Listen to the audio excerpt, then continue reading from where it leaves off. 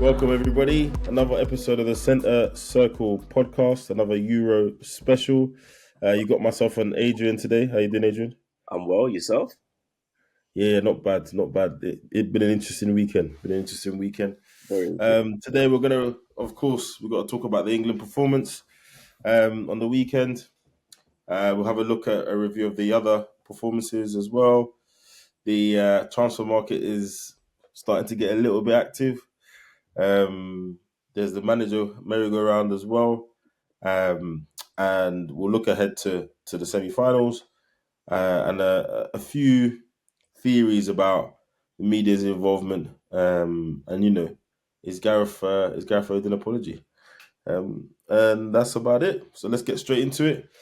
England result and performance. If you've been on a desert island or in a cave for the last few days, you might not have seen that England progressed through to the semi-finals of the Euros on penalties, beating Switzerland 5-3 on penalties after a 1-1 draw through 90 minutes and then extra time. There was a lot of pressure on Gareth Southgate and the England team after pretty dire performances. Yeah. Um, Adrian, what would you say is your kind of breakdown of the England game? You know what? It was a vast improvement to what we've seen over the last four games. Um, but I think once the excitement died down and you actually kind of dissect the game, it wasn't as massive of an improvement that everyone thought it may have been or they were making it out to be.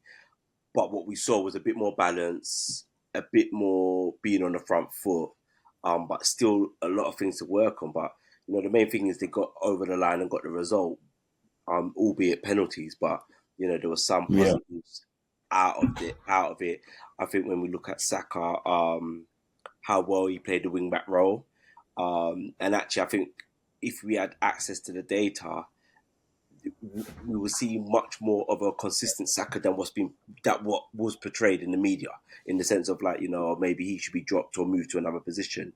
And when I was looking at like kind of general positions during the games, he was often quite the furthest forward out of all the players in over the last four games. He was usually high and wide as possible as often, but there were some crazy stats for the game against Switzerland. When you looked at the stats, he was number one in all the attacking play in terms of like most take-ons, chances created, shots on goal, etc. But his defensive stats were quite impressive as well. Like he was 2 and 3 defensively out of the entire team, like interceptions, blocks, etc., etc. So I think sometimes, and I remember hearing something about how much he gives going forward, but how much he also does defensively. And yeah, sometimes yeah. people ask him to do too much. But I think Foden done all right.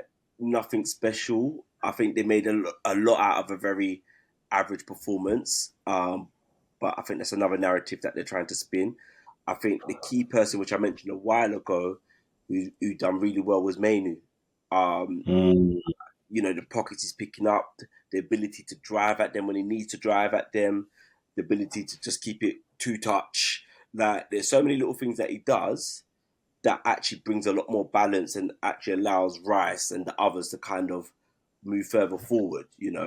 Um, he's able to take the ball under pressure with a man on him or two men around him or in tight spaces. He's not afraid to call it and actually done really well. So it was improvement. I think Konza done really well.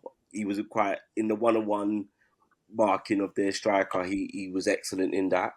But again, like I said, when you actually dissect the performance, it was an improvement, but not as massive as some of them made out to be initially. yeah, I agree, and I think this Saka left wing back thing. I mean, in reality, he was playing more attacking than he has in any other game so far this tournament. The he gave that left back, Abisha, the left wing back, absolute. He was turning him inside out. The fact that Saka was able to go both ways, cut inside, then go on the outside and hit the byline. Didn't know which way Saka was going to go, either each way. So that variety and that ability to do that was giving him absolute problems. So yeah, I look, I agree with you, man. I think it was an improvement. it was better than what we'd seen before, but it still wasn't a performance that you would argue is reflective of the talent in that squad, right? And is reflective of the kind of, and not just the talent, the performance levels we've seen from those players this season. Talent is one thing, but these guys have, a lot of them have demonstrated this season that they're able to perform at a very high level. Yeah, So we're still waiting for that to come through. I think it's interesting though because now Gareth's had a lot of stick. uh, Gareth's had a lot of Southgate's had a lot of pressure. He's in a third semi-final. So he's been to. I think this is his fourth tournament. In three of them, he's been to the semi-final now. yeah, In one of those, he's also been to the final. Before him, England had been to the semi-final three times yeah, since 1966 or something. So, is there a nuance here, and we're all right to criticize, or are we slightly missing the point and have to say, well, look, on the balance of things, whilst individual games have not been great, it's not a coincidence. You yeah, know, they find a way through. They're making it through. He's reversed. Well, I say he and his players have reversed some of the age-old things. You know, England not good at penalties, etc., etc. You know, he's come through more penalty shootouts than not. yeah. So, is it about time Gareth Southgate has cut some slack? It, it's a double-edged sword, right? Is Yeah, that exactly. That's what I'm asking you. Yeah, exactly. Yeah, yeah, because you're looking at the players that he's got, the pool of players he can pick from, and you're yeah, saying, what about the performance? But he said something interesting in his interview, and he's saying that actually tournament football is about some other things other than playing great football and being resilient, and and like that kind of never giving up kind of thing. And don't get me wrong, but there's truth in that as well, And I think I want them to play better for what they've got. I think there's a level of shackles that he puts on them, or he's limited in what he's allowing them to do, or he doesn't have the kind of creativity to give them a base or a foundation of play to work from. yeah, Um, and can we blame? We can't even say that's time because he's been there now for what is it, 8 years? yeah. I think he's going to 8 years. Yeah, So he's been there long enough. Pretty much the core, pretty much very similar. He hasn't lost. So they should have been able by now that we can see patterns of play that's forming, a direction, how much he wants to attack and stuff like that. And we're still not really getting that. There's no clear picture of what we're doing, but what we are getting through on is individual abilities and excellence rather than a team collective performance where they kind of dominate or control the game from beginning to end. So we are being, what's the word I'm looking for? Is it entitled? We're asking for more, but actually mm, he's doing enough, ain't He's got us to a final, semi-finals. He seemed to have been able to create something where the players seem to be able to pull something out of the bag. In this tournament in particular, to show. But then but then there's other things that counteract that, where you say, we look back to the France game when we played France, when he took off Saka, but Saka was absolutely destroying them, and he took off Saka. mm, And looking at some of the substitutions this tournament in terms of rotation, it hasn't been great. mm. I think there was space to rest players and give people like Gordon more minutes. Something really different to think about in the game because he's very direct. He goes inside and outside, and I don't think we've utilised the squad as well as we can or could have. Um, and I think some players looked a little tired, leggy. They look a bit leggy. Bellingham looks leggy to me. Mm. Harry Kane looks leggy to me.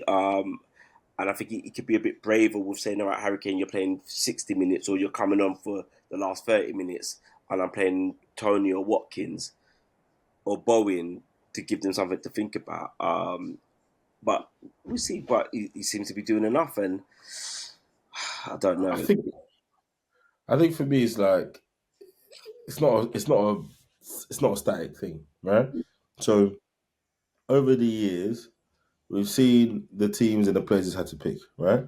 So as those players develop, as the team gets better, as the talent pool gets more capable, expectations of what you can do with them is going to shift, right? And you set your own standards. Do you know what I Yeah, mean? So you got to the final of the last Euros. It's widely accepted that actually after going a goal up, there was probably some game management. There was probably a lack of a plan B. That meant you ended up kind of getting to where we got to and not killing off that game. So I don't think two things can be true, in it. My favorite saying. So yes, he's done very well. He's done well to previous i- historically to previous England managers, but that bar isn't that high, right? yeah, You know, this is a team that hasn't won anything since 1966, so the bar's not high. ridiculously high. Yeah, Even if you think about semi-finals and final appearances, again, three semi-finals in since 1966, I believe someone said, one of the statisticians said yeah, this week. I don't know how many finals. So the bar wasn't that high. Fine. There's also other things he's done around the fringes. You know, people talk about Club England and all that kind of stuff. So I think it's fair for him to be criticised against the standards he set. yeah, Right? yeah, You yeah, can't have it both ways. This is the thing I struggle with. You get praised for doing that stuff, for doing the Club England stuff, for getting to the semi-finals, for getting to the finals. So then when the performances and things look like you're now labouring to repeat your previous standards mm, with what people would argue is an even better set of players, then of course you're going to be judged yeah, to that. You know, and we're at the stage now where you set a standard where you're expected to win, not yeah, participate, not oh we got to knock. No, you're expected to win, yeah, yeah, because of and the you talent. reinforce that standard. Like it's not the old school um, English arrogance and high expectation. No, no, you. It's your third semi final now. Yeah, You got to a final in the last two tournaments. yeah, So the expectation for you to win is not unreasonable, yeah, right? definitely. So I think he's getting fair criticism, and I think the other thing he's suffering from is that in the wider game, we've got all these managers doing wizardry with formations and people's positions and all of this stuff with some of these same players. So as a coach who's expected to win at elite level, when you're seemingly limited or narrow in your approach, if it's not working or it's not setting the world alight, you're gonna get criticized. You get Yeah, compared to the best in the game at the time. So I don't have much sympathy for him in that respect. I think he's done well. He's done well when you consider all the factors, but that doesn't mean he can't be criticized for maybe not using his team as well as he could, yeah, maybe not game managing the games as well as he can. Some of his timeless substitutions is just baffling, yeah, absolutely baffling. Um, and he still seems to have this thing of I'm going to pick the best 11, not the best team. yeah. Yeah, I'm going to pick my balance. best 11 players and fit them on the pitch no matter what, rather than this is the best team. So hey, he's in the semi final. So everything I say, he could argue and be like, nah. But there's detail and nuance to everything. You've got to semi final. You've had a lower seeded draw and pathway through. That's Mm-hmm. one factor. You can't dispute that. And secondly, the way you got there, you stumbled. Yeah, You stumbled to that point. So and I think you're right. I think when you start looking at the hard, cold data on like the injury times, you're going into injury times. You haven't been able to get shots. You're only getting like 2 shots on target in the game. Like that's mm, like, and you're looking at the caliber of players that you've got attacking wise, and you're only getting like 2 shots on target, and you're going like a whole 90 minutes with 1 shot on target. That's crazy. you know what the statisticians say, the underlying data. You know, So so yeah, I think so yeah, I'm with you. He does deserve to be criticised, and I think he can't. The only way he escapes harsh criticism and inquest is if he wins the tournament, because I otherwise agree. we're going to look at it and say, well, actually, let's look at this. You've got low amount of shots on target. You conceded X amount of goals. You know, you went to penalties. You've gone to extra time twice. Like, there's loads of things that indicates that actually we've been struggling through this tournament. And the only way he's going to be able to shut everyone up is if he wins the tournament. Everyone's going to have to say, well, he's won the tournament. No, it's irrelevant what else we complain about, you know. and then we've got to see what happens in the next tournament.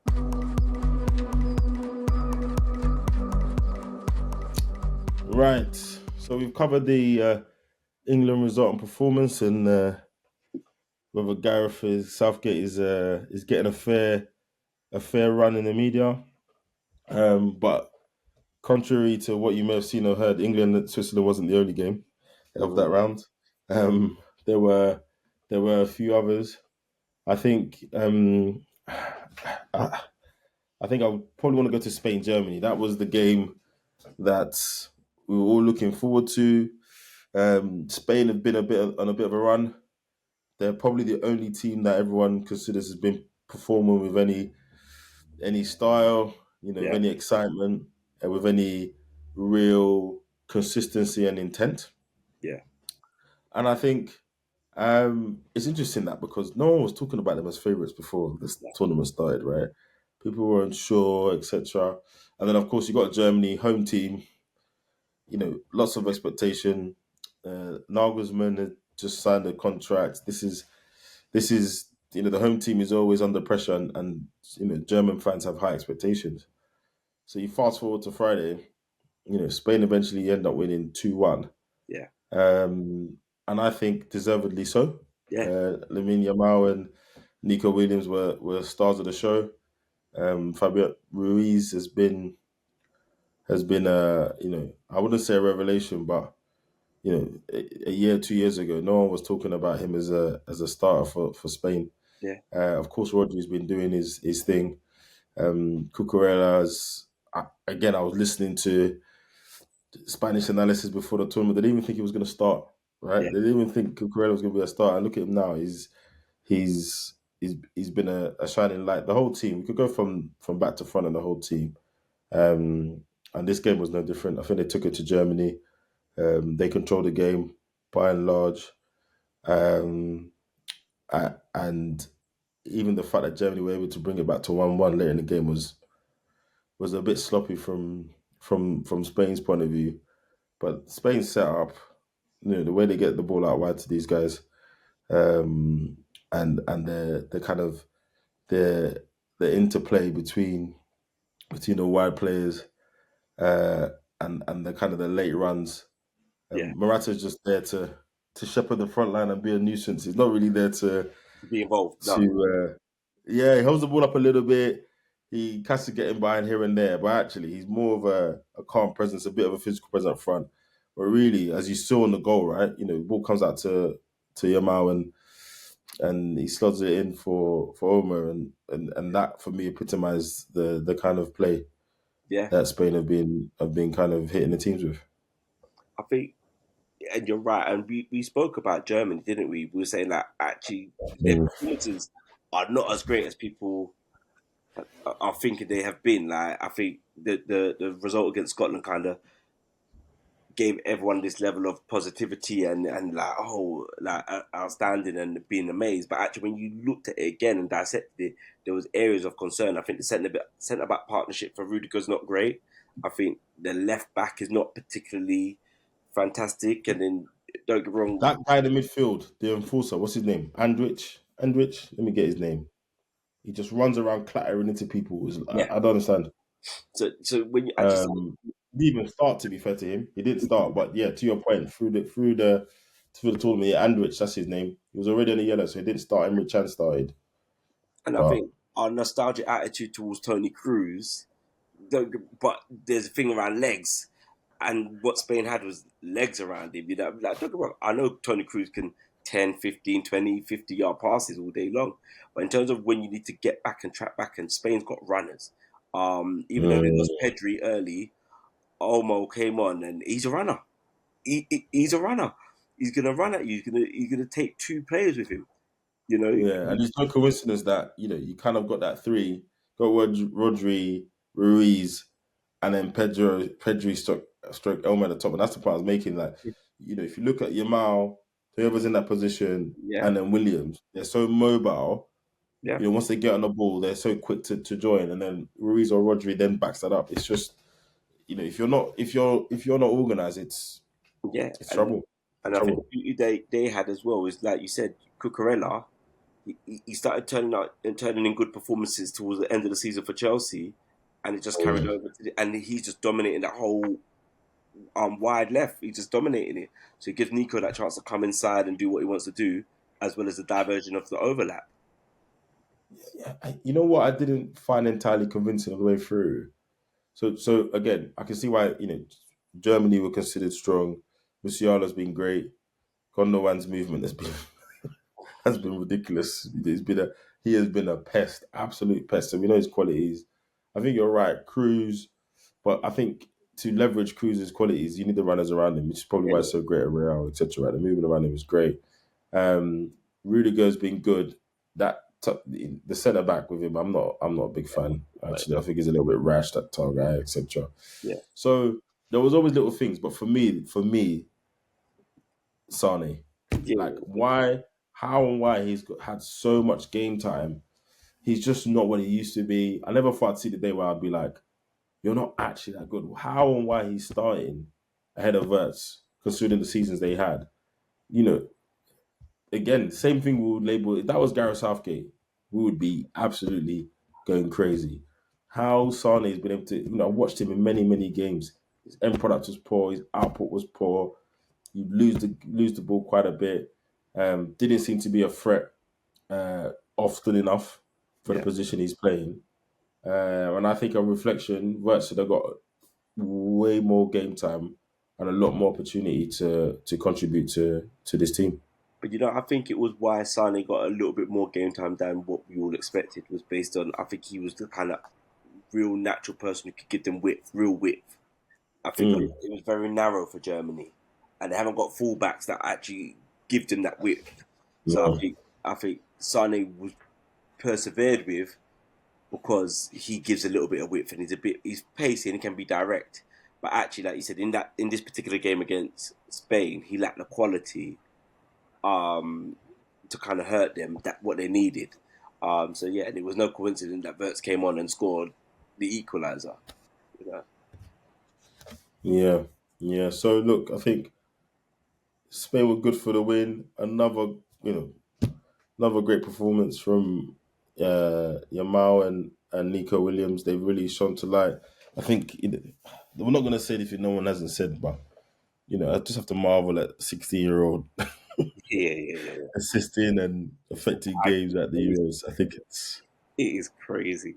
Like it's people unreal, calling man. him a ringer. People are saying, "Nah, he can't be 16." Mate. Nah, he looks 16 though. Like he's not you one know, of these people that you say 16, you look at him and you're like, oh, nah, he looks 16. He looks like he's leaving the stadium and he's going to school yeah. straight. Like But he it's definitely just looks it. it's a joy to watch him and Nico on either flank, Yeah. and they're just terrorizing the fullbacks and the centre backs, and they're pulling three guys towards them. So it's centre back, fullback, and the centre mid helping out at times. And 100%. their choice decision making in those moments is so Exactly. quality. That is like they're crossing it when they need to cross it. They're holding it. They're going back inside. They're going short again. It's just Yeah. yeah, their Well, look performances at the have assist been for the goal. solid. Assist for the goal, bang on, slid in, Yeah, you know, it could, that was proper. That was a good epitome of how he's been playing, making the right decisions more often than not. yeah, So yeah, and kudos to the manager, right? Like yeah, it would be easy to take Yamal along, sit him on the yeah, bench. He's 16, he's still learning his trade, blah blah blah. No, I don't have the necessary level of depth and talent. I'm not going to pay someone else just because they're older. They got more caps. You're yeah, good enough. You're playing. yeah. Simple That's as it. that. So fair play to him. Again, Gareth could take a leaf out of his book. Anthony Gordon should definitely have Yeah, seen more minutes than he has. 100%. I can't think of anyone else in the team that squad that offers this very specific threat that Gordon does. And he's not playing. He's not played enough. So yeah, fair play. What do you think for Nagelsmann now? I mean, they jumped the gun and gave him his contract before the Euros, so they're stuck with him for a bit. I don't think it's absolutely terminal for them. I think he's got his ideas. He's got a decent team there. Cruz will move on now, so he can fill that with someone else. But he's got a decent team there with Havertz and Musiala and Wirtz, and they can push on. I think for me, when I look at them, even though they've done quite well, I think Mm. okay, there's a little bit of transitioning going on that you need. That what's Rudiger? What 31? Yeah, 31. Yeah, yeah, And obviously Cruz, Gundogan's what 31? yeah, yeah, yeah, yeah. Kimmich is what 20? What is he 29? Kimmich is 29. Yeah, you're right. So there's he's a on the older side. Yeah, he's 29. yeah. So Yeah, there's transition that's going on that actually they haven't really found. And then we've seen Sane's drop off, even though Sane's not as old. He's dropped off completely, and we don't know what that's at. Gundogan's 33. So Yeah, they kind of excelled my expectation for them because again they weren't on the radar to do really well in the tournament. Um, I think Verts has done well. They got some. They got like Havertz has found his form or finding form, and actually he's playing the nine, false nine really well. mm, Remember, they still have Muller in the squad, so there's a big transition going on for Germany. So I think actually he's yeah. quite safe, and I think he's going to be given the time to kind of create a new blueprint for them. Yeah, no, I agree. I agree. So moving on now, very quickly onto the next, onto Portugal, France. Ha, I mean, this match had everything. And you know what's funny? I was really looking forward to it, right? Mbappe, Cristiano Ronaldo, Bruno, all these players, and then not long before the game, I had to realize both these teams have been boring so far. Yeah, There's nothing. There's no there's no spark to this game, and it's just not going to come alive now. And then yeah, we just had unbelievable scenes through the whole game. Unbelievable scenes through the whole game. I mean, I don't know. Tell me what you think. I know where we're going to end up talking about, but tell me what your view of this game was.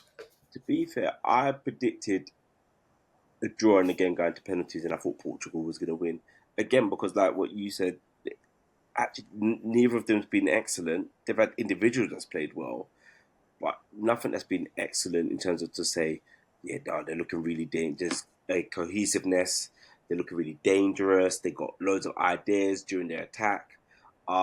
They've just got individuals that are playing really well. So then, like you said, CR7's not as agile or mobile as it used to be. Um, and I think with Portugal, they kept on taking off Leao. I don't know why they kept on taking him off. Like he kept on coming off after like 70th minute, pretty much every game, and he was their only real outlet of pace that they could use to exercise. And I'm noticing like 75th minute, 65th minute, he's been coming off all through the tournament. But I think that like their midfield was quite. The reason why I thought Portugal was going to win the game was because of their midfield. They had enough quality in their midfield in terms of Bernardo Silva, Bruno Fernandes, Vitinha. Like that quality was there. I remember if you actually watched the game, they had a few chances to win. It was just like poor execution of the finishing Yeah, yeah, and some good saves yeah. from No, people. I Um, agree. But again, Martinez, like, so you made the point about Leao, Bernardo Silva, etc., etc., Vitinha, but the central person up front isn't that mobile. mhm. He effectively has to be given the ball in front of him within the width of the post or across, Yeah, yeah, on a sixpence in the on the 6 yard box.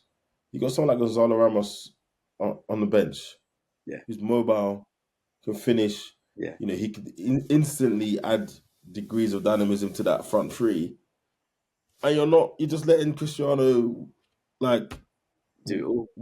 wander around the pitch, Yeah, being emotional and stuff. Like if you gotta make big decisions, and you could have made use of of Cristiano for longer in this tournament mm, if you had saved him from himself and maybe used other talent within your squad. yeah, So yes, he would have he scored his penalty and all that was great.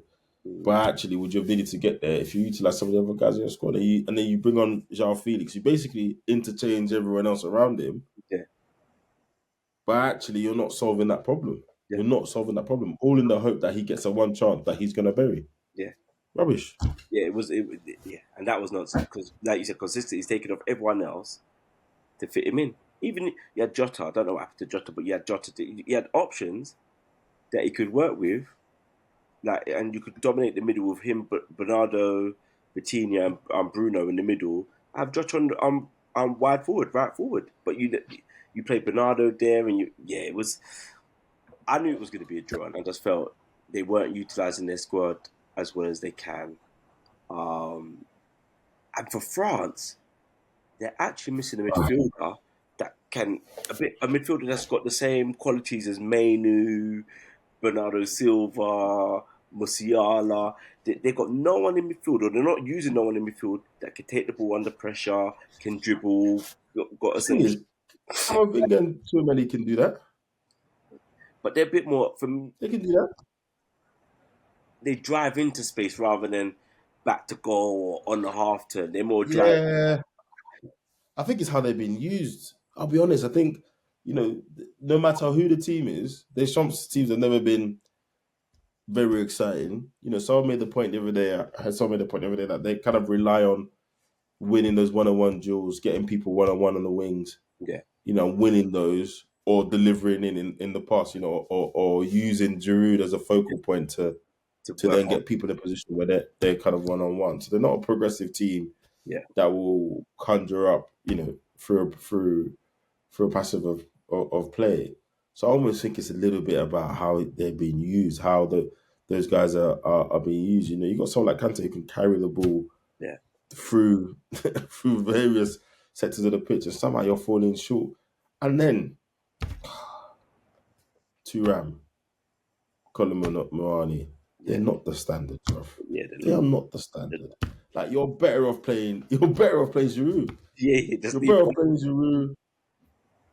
But and I agree with you because when I say that, even though Turam gave a good effort and he done some decent stuff, like you said, his overall gameplay and decision making or quality of play fall short of that quality. Like you said, Mhm. they're not that quality. I think the one person I've been really impressed with from France, obviously Kante, is it Hernandez, the left back? Yeah, yeah, yeah, Oh yeah. my, Yeah, yeah, he's proper. obviously Saliba's played well, but for me, he's been up and down that flank. He's bailed out Saliba a couple of times, which people are not really talking about, and the stat-driven guys are getting caught up in the amount of clean sheets that France have kept. But actually, Mm, and they're putting Saliba as the focal point of that. Like Saliba's kept 4 clean sheets or 5 clean sheets, and don't get me wrong, he has played well. But for me, he's mm, been their top player. He's been Hernandez. Hernandez is mm. he's won his duels. He's got back and covered the team. I'm sure he made a clearance off the line in one of the games. So Yeah. Hernandez, he's been amazing for me for France. He's done No, he's really been great. Even Ipamecano has played well. And I don't get to say that often. Do you know what I mean? He's a mistake waiting to happen. I'm not Jules Koundé's biggest fan, but again, he's been okay. yeah, But again, you look at the bench, like Dembele was on the bench, Zaire has been on the bench. Kingsley Coman was there. I saw him on the bench. Celebrate the penalty. I was thinking they could have done with you today. Do you know yeah, what I mean? yeah, So yeah, there's definitely when he brought on Barcola instead, like there's again another manager who's like, well, hold on, yeah, the way I do it has worked. I've won World Cups, I've won etc. So this is where it's working, but everything changes, everything else changes, everything moves. Other teams improve, they get savvy to it. There's only so long you can rely on the individual stuff, etc. So France have been underwhelming at best, if I'm honest, yeah, yeah, and super disappointing at worst. And to be honest, it would have been a travesty if Portugal went anywhere near the final of this tournament. yeah. Like That's it's what, just been poor. And then not to talk of Ronaldo's emotional breakdown. I mean, it kind of is what it is, but it just showed that I just feel they can function very differently when he's right. not there. Yeah. You know, Yeah, and then he said he's available for the World Cup. and he's going to be picked. He's dreaming. And he's going He's to be picked. dreaming. He's He's going to absolutely become a friend. dreaming. Going to be picked. That's it. Unreal. Unreal. All right. So, you know, last but not least, Netherlands 2, Turkey 1. Eventful game. Turkey took the lead in this one. And again, Holland's another team that's flattered to deceive. Um, but I think their experience and came through in the end. But I think Turkey made a good showing. I think they're the youngest or second youngest Yeah, average age in the tournament. It's a good experience for lots of them. Arda Güler had another good game, set up the Turkish goal. that's right. So yeah, probably the result we expected. But the journey there wasn't smooth. Netherlands left it late. Yeah, it was a bit. You know what I liked about this game? That there was two different tactics being played here. So yeah, Yeah. Turkey tried to do the what we're gonna call the rope a dope or the counter attack, like they were absorbing, but Mhm. they were brave. So even though they were absorbing a lot of pressure, they were like, three guys, you stay up there. They were really brave. You three stay up there. Whoever the front three were, they were staying up as high as possible as they could to cause disrupt Holland. A couple of times they scared Holland. They had VVD Yeah. chasing back. They kind of isolated Ake. I think it was one of his weakest games I've seen from him EDV. in a long time. Um, so there was areas of concerns during that game. I think what made it quite even was that Holland don't have actually a great midfield. They, you know, Yeah. you got Xavi Simmons. The one from AC Milan is it Rydiger? I think it's Rydiger. Um, from AC Milan, He played. Reiners. Is it Reiners? Yeah. Who does he play for? Let have a look. AC Milan. I'm Let's not have a look sure. for AC Milan. Yeah, it does. Yeah, it is Reiners. Yeah, Tijani Reiners. Reiners. Yeah, Yeah. yeah, yeah. He's tidy, but there's not enough around him to make something happen. But he looks Yeah, yeah, interesting. He's one of those yeah, guys that if West Ham took a punt on him and spent 35 mil and it worked out, it'd be an yeah, amazing yeah, yeah, signing. He's one of those guys, but it could yeah. go the other way, and you're like, well, you're just blocking Paqueta the type, kind of, yeah. almost like when they bought Paqueta from Leon. Yeah, yeah, yeah, yeah. I think what's been good about this tournament, or what's been good about Holland in particular, Gakpo, I've seen another side to him. Like in the past in the Premier, I complained about his intensity, Mm. the desire to take the game, control of the game, and make something happen. This tournament for Holland, I don't know what discussions he's had with Koeman and the rest of the, but he's taken the game. Like I'm seeing him trying to do something all the time. He's Yeah, going inside, he's going outside. He scored their goals, but he's on the edge of it all the time. Over all the games, he's been on the edge of it. Even though Holland overall didn't have a great qualifier, like because they came third in the group. Um, he's been well. Xavi Simmons, he's done well. You've seen flashes of brilliance for him, but I think the squad, the overall quality around him is not great, and yeah, you yeah, might see a bit more from him. But he's actually done okay, Xavi Simmons. So I think it was a fair result. I think overall it was a fair result. I think and what's going to be interesting is Holland against England. That's going to be interesting because they're very similar yeah, in how they've been performing throughout this tournament. yeah. And whilst they haven't got the greatest pool of players, and he keeps sticking with his Bergwijn thing up front, and then as soon as he brings on Weghurst, it all starts to click. So I don't know why Yeah, it doesn't just start with that. Maybe there's fitness stuff. I don't know. Um, but I think Netherlands are going to cause England a little. It's going to go one of two ways. They'll either get totally burnt out of the water, yeah, but England haven't showed any form or the kind of move that they're ready to do that to anybody, yeah, or Ronald Koeman's experience is going to show, and they're going to cause England some early problems, yeah, early problems. So, so yeah, I think I think that matchup is going to be super interesting, and England needs to be careful, super yeah. careful. I definitely agree. It's a hard one to call that one.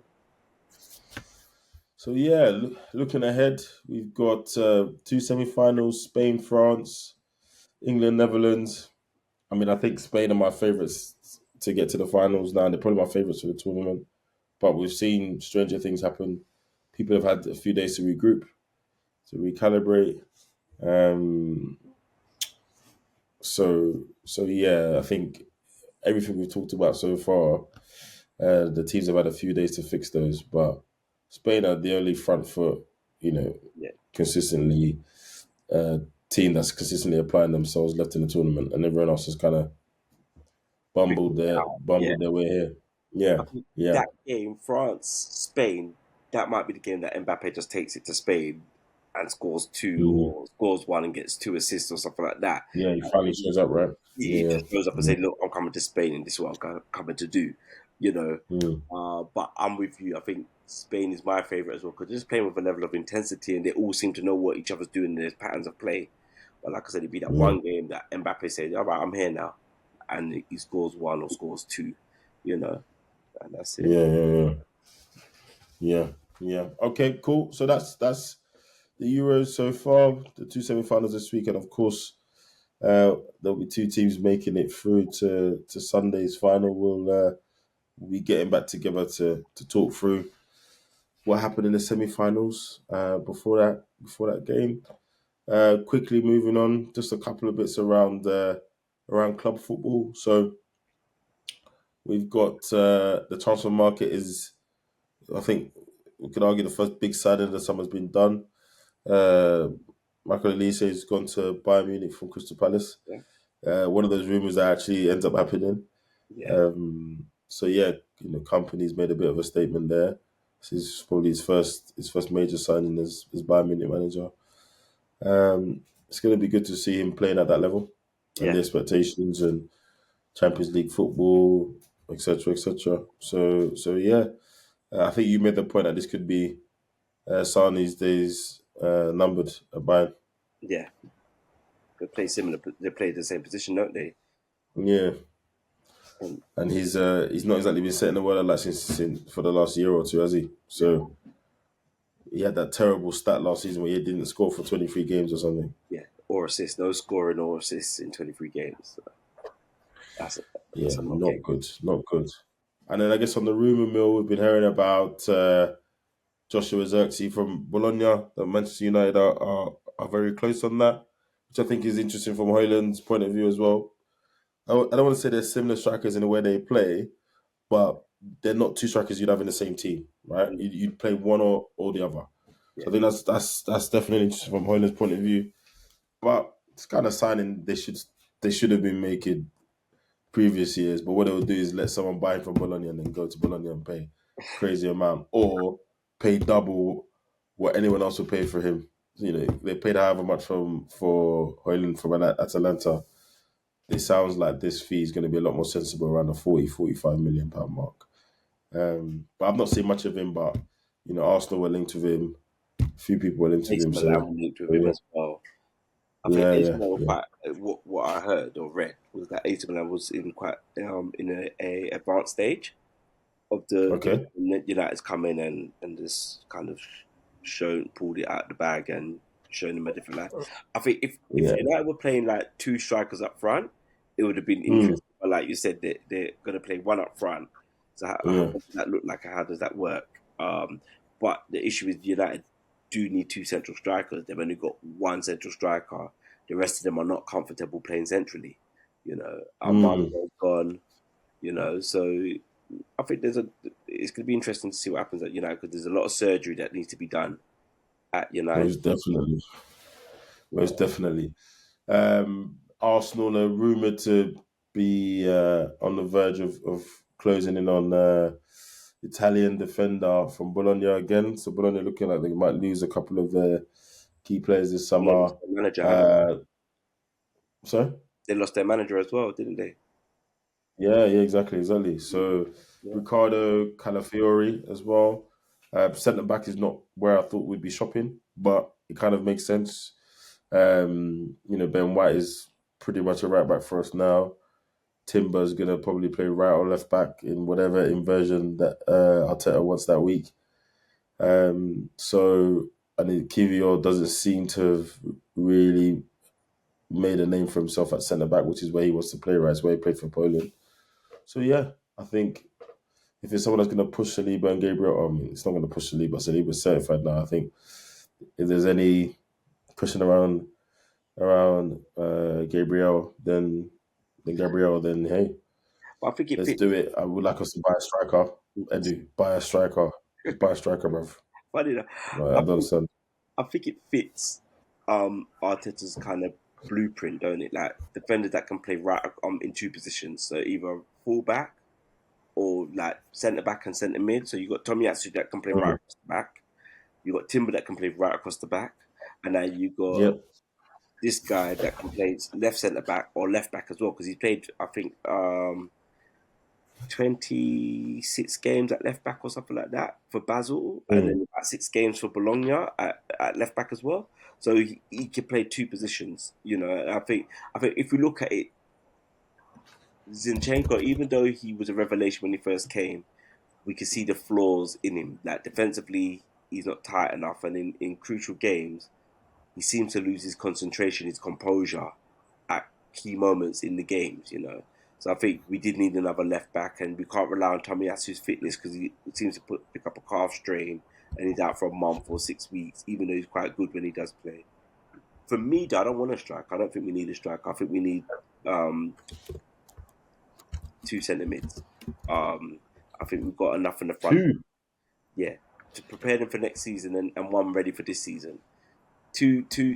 A six and an eight, an actual eight. Because Jorginho for me, even though he's very good on the ball, physically he lacks, Yeah. and then we Yeah. can't rely on Yeah. Partey's fitness. So I think we need two centre mids that give us that physical competitiveness, but also that one can play box to box and one can be a six if we need him to be a six. 'Cause I think we've got to remember Martinelli and Gabriel Jesus. They missed a lot of the season based on injuries, and between them, they got between them 20 to 30 goals between them. You know, and we didn't see that last season based on injuries. Yeah. Yeah.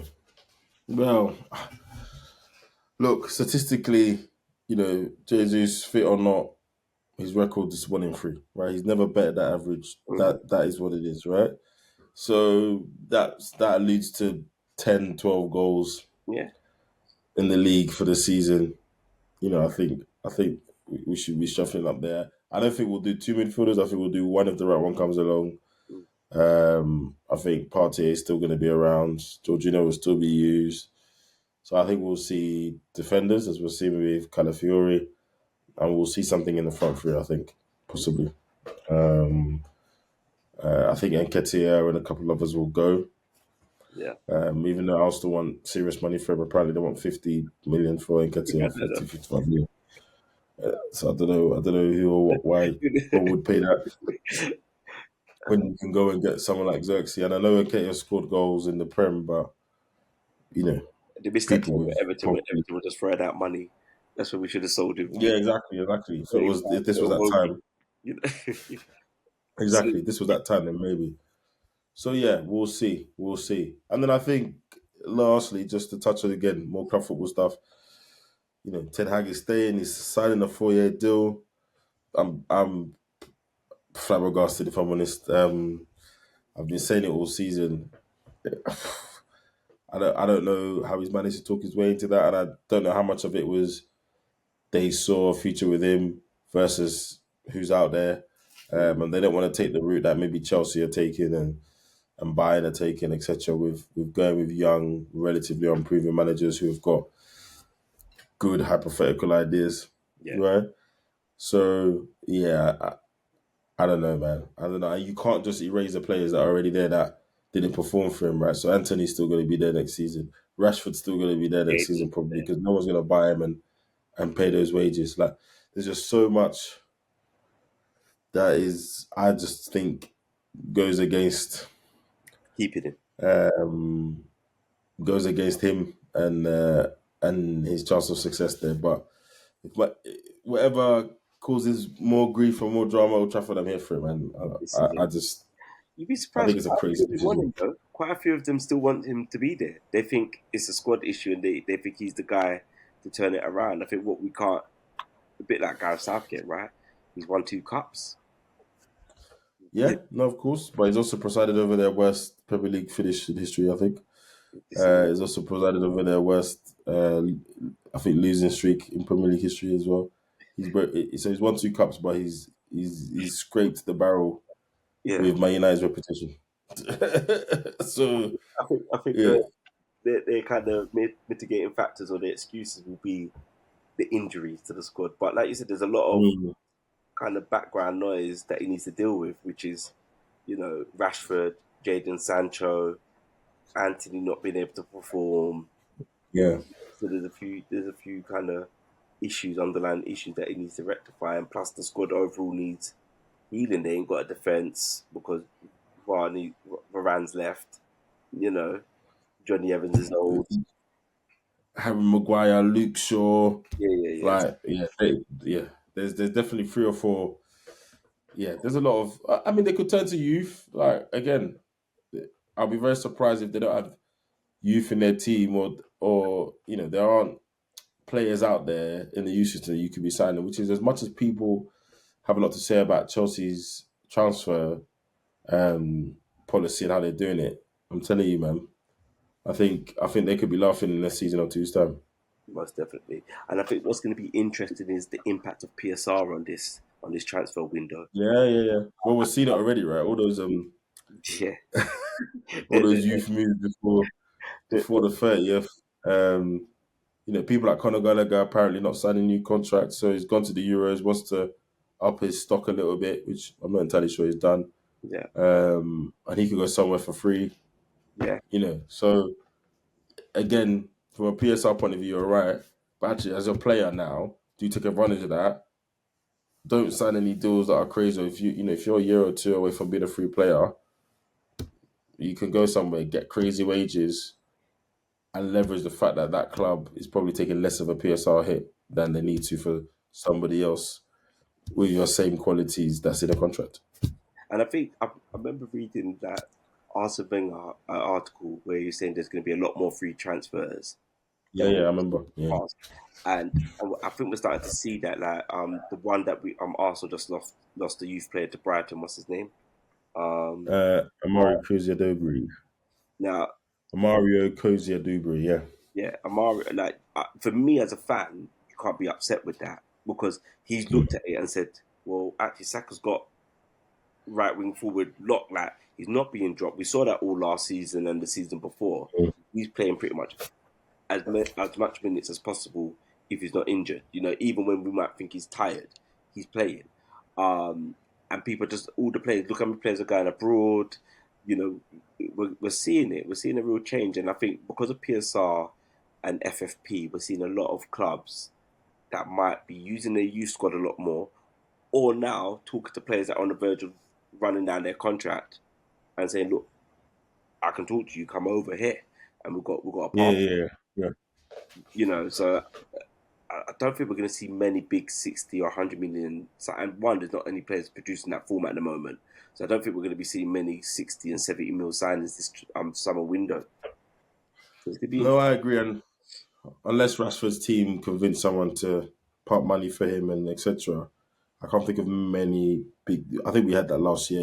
Rice moving and a few others. I can't. Bellingham moving.